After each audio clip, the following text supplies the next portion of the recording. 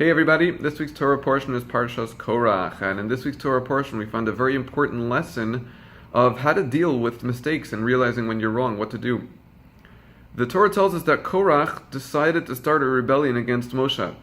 He went with his family and several other people to Moshe and said, "Who said that you should be king over us? Who made you the boss? We don't need a king. We can have either somebody else or we can have nobody be the king. We're all holy people." And he said things to try to get the people against Moshe. And Moshe kept trying to make peace and to put down the rebellion, but it wasn't working, so finally they had no choice. They decided to put it to the test. They said the next day we're going to get together and God will decide who he wants to be in charge. And sure enough, the next day came and everyone gathered together, and in a miraculous fashion the ground opened up and swallowed Korach along with his family and the people, or several of the people who were rebelling.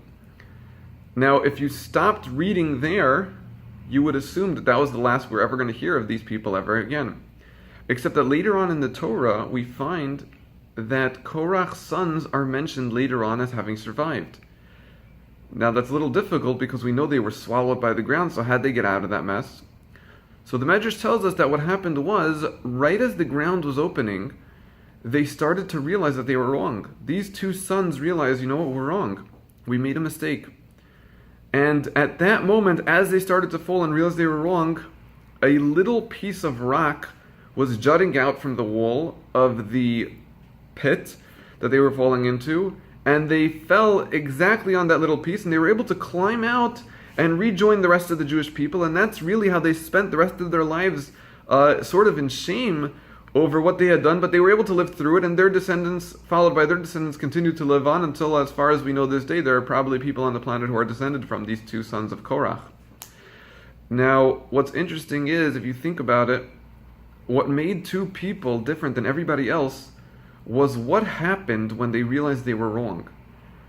However many people there were that fell into the ground, all of them realized when the ground started to open that they were wrong. But only two of them said, "I'm sorry, I made a mistake."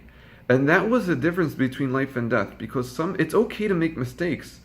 The question is, what do you do when you realize you're wrong? The difference sometimes between life and death is, do you say you're sorry when you're wrong, and do you realize and change based on that when you realize that maybe I've been doing something that was wrong? And that's really what saved the day for these two sons.